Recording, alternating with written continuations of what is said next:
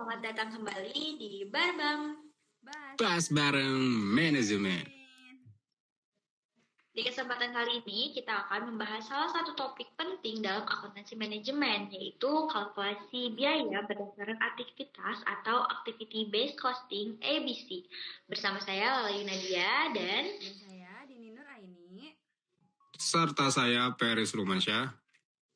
Nah, topik ini sebenarnya menarik karena berkaitan dengan bagaimana perusahaan menentukan biaya produk secara lebih akurat. Betul, karena kalau kita lihat dalam praktik, penentuan biaya produk itu tidak selalu mudah. Banyak perusahaan dulu menggunakan metode yang cukup sederhana untuk membebankan biaya tidak langsung.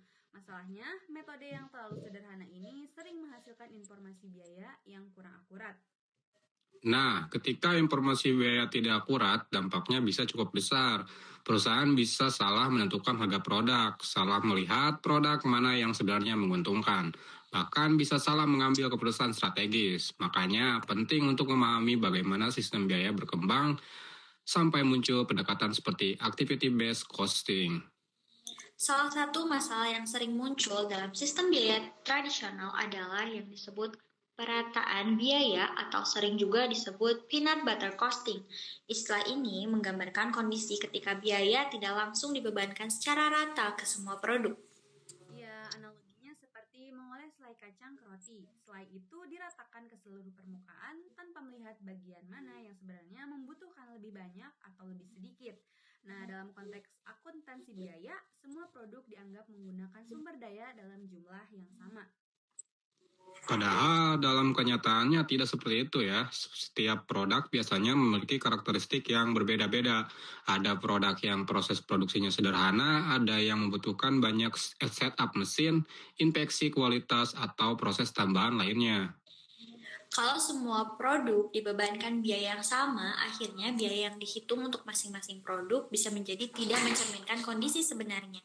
Dan dari sinilah biasanya muncul dua masalah utama, yaitu overcosting dan undercosting. Overcosting terjadi ketika sesuatu produk sebenarnya menggunakan sumber daya relatif sedikit, tetapi biaya yang dibebankan justru terlalu tinggi. Akibatnya produk tersebut terlihat lebih mahal daripada yang sebenarnya. Sebaliknya, undercosting terjadi ketika produk menggunakan banyak sumber daya, tetapi biaya yang dibebankan justru terlalu rendah. Ini lebih berbahaya karena perusahaan bisa menetapkan harga yang terlalu rendah dan akhirnya kehilangan keuntungan. Ketika dua kondisi ini terjadi bersamaan, biasanya muncul fenomena yang disebut subsidi silang biaya produk. Subsidi silang terjadi ketika satu produk secara tidak langsung menanggung sebagian biaya produk lain. Misalnya, produk yang sederhana justru menanggung sebagian biaya produk yang kompleks. Apa sih akibatnya? Akibatnya perusahaan bisa salah menilai kinerja produk.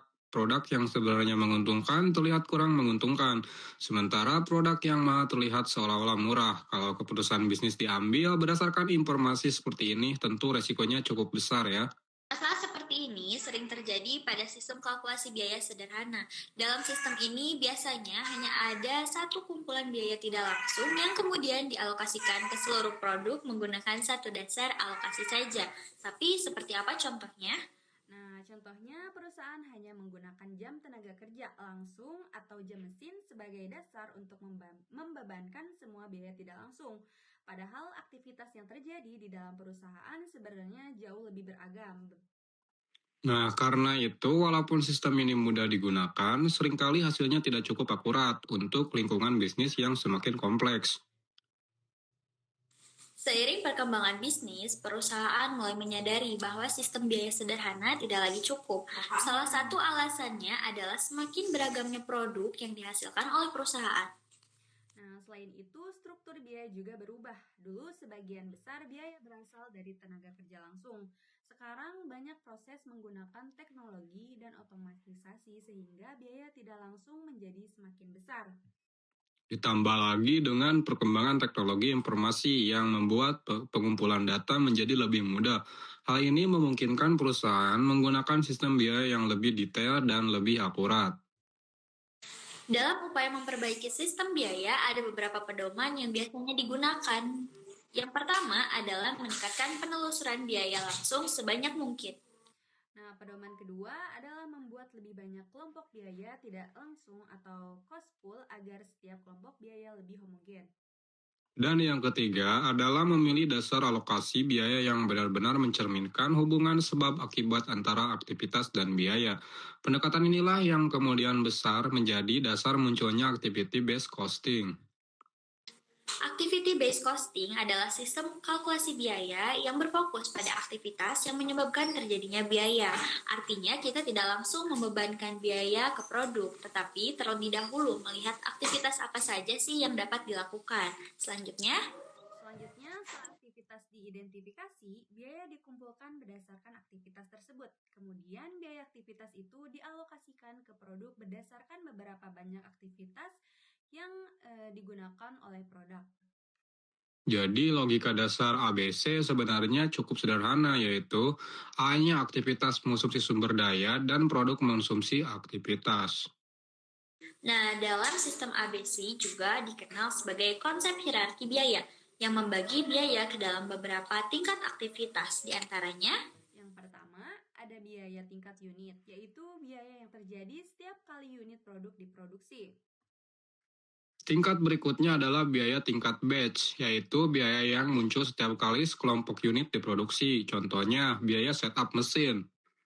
Kemudian ada juga biaya tingkat produk, yaitu biaya yang berkaitan dengan keberadaan suatu produk seperti biaya desain produk. Dan yang terakhir ada biaya tingkat fasilitas, yaitu biaya yang mendukung operasi perusahaan secara keseluruhan, misalnya biaya gedung atau keamanan. Nah, dengan sistem ABC, perusahaan bisa mendapatkan informasi biaya yang jauh lebih akurat. Ini sangat membantu ya, manajemen dalam berbagai keputusan. Nah, keputusan itu misalnya dalam penetapan harga produk atau menentukan kombinasi produk yang paling menguntungkan. Selain itu, ABC juga membantu perusahaan melihat aktivitas mana yang sebenarnya tidak memberikan nilai tambah sehingga bisa diperbaiki atau dihilangkan. Informasi dari ABC kemudian bisa digunakan dalam pendekatan yang disebut Activity Based Management atau ABM. ABM ini berfokus pada bagaimana perusahaan dapat mengelola aktivitas secara lebih efisien untuk meningkatkan kinerja dan profitabilitasnya. Nah, jadi kalau kita rangkum perkembangan sistem biaya dari metode sederhana menuju activity based costing terjadi karena kebutuhan akan informasi biaya yang lebih akurat.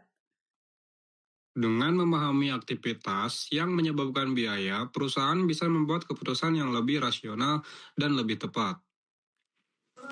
Dan pada akhirnya, tujuan dari semua ini adalah membantu perusahaan meningkatkan efisiensi sekaligus menjaga daya saing di pasar. Sekian pembahasan kami mengenai bagaimana aktivitas ditulis dalam akuntansi manajemen. Untuk episode berikutnya, saksikan dan tunggu.